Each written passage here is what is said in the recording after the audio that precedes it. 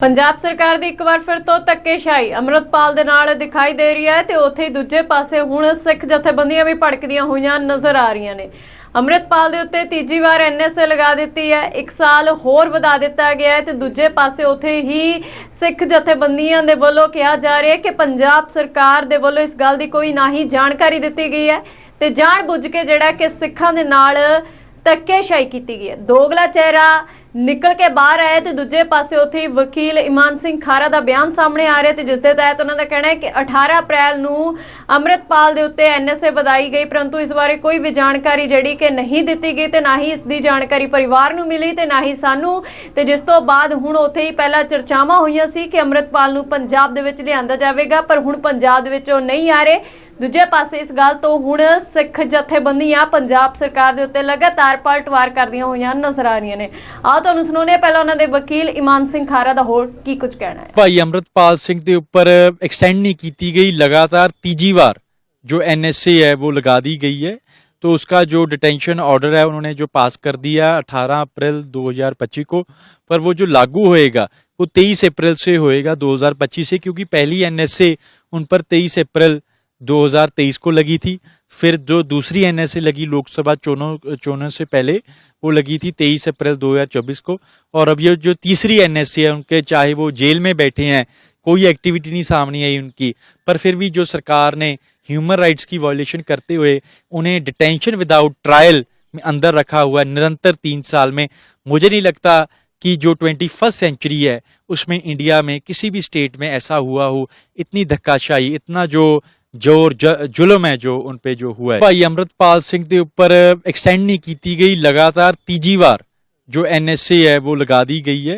तो उसका जो डिटेंशन ऑर्डर है उन्होंने जो पास कर दिया 18 अप्रैल 2025 को, पर वो जो लागू होएगा वो 23 अप्रैल से होएगा 2025 से, क्योंकि पहली एनएसए उन पर 23 अप्रैल 2023 को लगी थी। फिर जो दूसरी एनएसए लगी लोकसभा चुनाव से पहले वो लगी थी 23 अप्रैल 2024 को, और अब ये जो तीसरी एनएसए है उनके चाहे वो जेल में बैठे हैं, कोई एक्टिविटी नहीं सामने आई उनकी, पर फिर भी जो सरकार ने ह्यूमन राइट्स की वायलेशन करते हुए उन्हें डिटेंशन विदाउट ट्रायल में अंदर रखा हुआ है निरंतर 3 साल में। मुझे नहीं लगता कि जो 21st सेंचुरी है उसमें इंडिया में किसी भी स्टेट में ऐसा हुआ हो, इतनी धक्काशाही, इतना जो जोर जुल्म है जो उन पे जो हुआ है। भाई अमृतपाल सिंह के ऊपर एक्सटेंड नहीं की गई, लगातार तीजी बार जो एनएसए है वो लगा दी गई है। तो उसका जो डिटेंशन ऑर्डर है उन्होंने जो पास कर दिया 18 अप्रैल 2025 को, पर वो जो लागू होएगा वो 23 अप्रैल से होएगा 2025 से, क्योंकि पहली एनएसए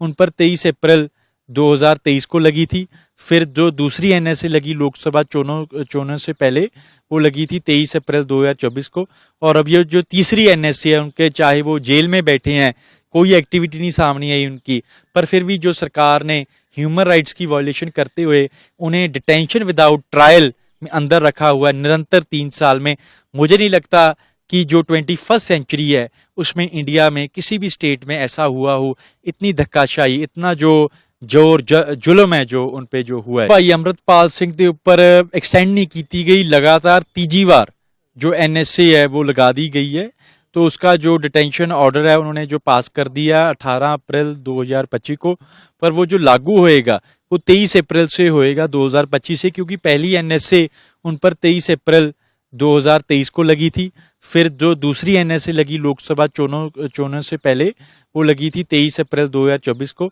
और अब ये जो तीसरी एनएसए है उनके चाहे वो जेल में बैठे हैं, कोई एक्टिविटी नहीं सामने आई उनकी, पर फिर भी जो सरकार ने ह्यूमन राइट्स की वायलेशन करते हुए उन्हें डिटेंशन विदाउट ट्रायल में अंदर रखा हुआ है।